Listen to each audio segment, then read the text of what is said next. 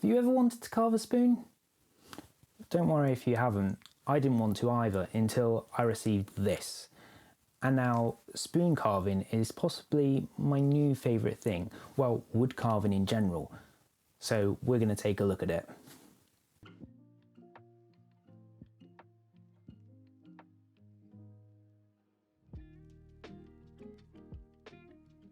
Sometimes trying a new craft is a matter of it finding you rather than you finding it. And that's definitely what happened with spoon carving and wood carving in general. This kit was given to me by my sister and brother-in-law as a result of a happy little accident from an order that they received. And well, looking at this kit, I didn't really know what it was at first of all, but when I started to research it, I realised exactly what I had here, what potential was available to me. I would say that I learned a lot from this craft. Wood carving was very interesting, but I would say I make some very big mistakes in this, some very stupid mistakes, and I'm bound to, but there are some very stupid mistakes. So don't use this as maybe like a good guide for technique. Maybe look at it more generally like this is an introduction to what wood carving is really like. But I'm bound to learn something because this is a let's have a go video. Without further ado, let's have a go at spoon carving.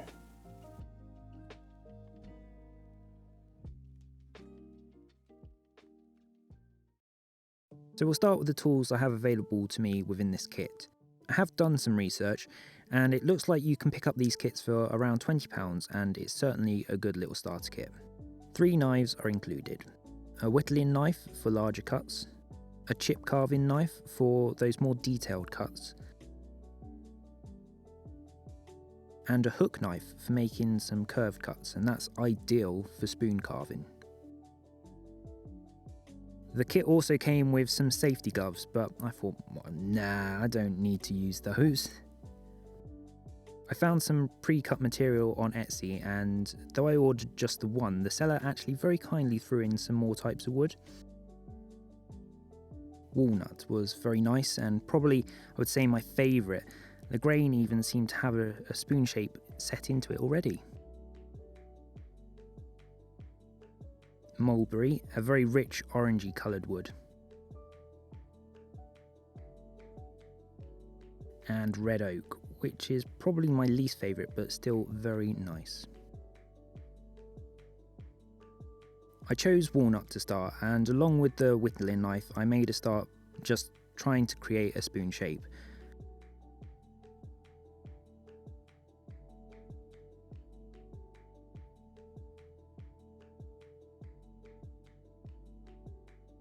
Looking at this now, it makes me go, oh. I was just hacking away at the wood. There was no control to what I was doing. Some cuts were chunks, some were smaller. I was sort of going in the right direction.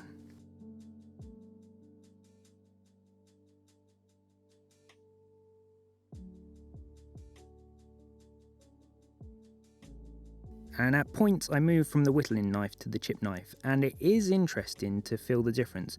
I didn't think I would, but there is definitely more control with the smaller blade knife.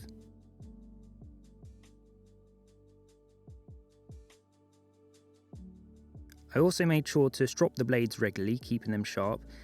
And if you don't know what a strop is, then there's a link to my video on just that subject in the right corner.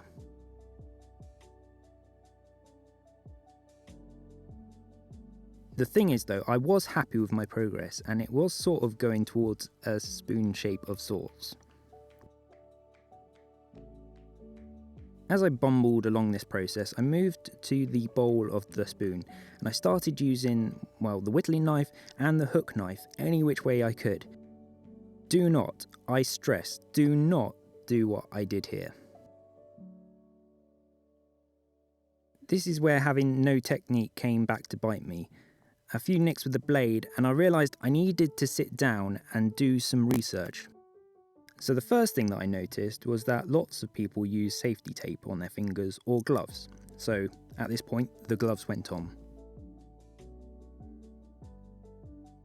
I then found that most used their thumb to anchor the cut, and holding the blade in the nook of the other fingers, you then pull along with it. And this really gives you more control over the cut. and also makes you think about where to put your thumb so it's more out of the way. So this is just a much more safer process. Also, interestingly, it is recommended to cut against the grain. Now what this does is means you take more time to make the cuts. At some points, you only scrape a little tiny bit off the top of the material. But that is the thing, it isn't about hacking away as quickly as possible. You need to take your time to get the good quality results. And you can see the difference in the shavings of the woods that are left over, before and after I changed my technique. The results I was starting to get taking this approach was a great improvement. The bowl of the spoon was really starting to take shape, and I was also applying this to the handle and underneath of the bowl with less risk of cutting myself. But while the camera was off, whilst putting too much pressure on the handle, which I had probably carved too thin at this point, it snapped in my hands. It was disappointing for sure, but I did expect it a little bit. But one thing is for sure, it certainly brought this project to an end. Okay, so not quite the outcome that I was hoping for, but there are some quick takeaways that we can get from what I've learned here. Number one is research the craft even more before you actually start diving into the actual process. I probably shouldn't have to be learning a lesson like this at this point, but well, here we are. The more research that you put in, the better results that you're going to get at the end, the better the finish, the more control you have over the whole process. While I dived in at the beginning, and that is a great spirit to have, at some points it became dangerous. Yeah, can't deny that. There was some danger to it in the sharp objects going towards my fingers. And so, yeah, make sure to take that bit of extra time before you start a craft. Make sure to get that technique in mind so that you can start to master it. That's definitely what I'm going to be doing from now on. Number two is choose materials that are suitable for a beginner. Now this is an interesting one, the walnut wood. That looked very nice, a very pretty wood you could say, and I was hoping for a very nice looking spoon at the end, but the thing is with that wood, it was a hardwood, so it was a bit tougher to carve.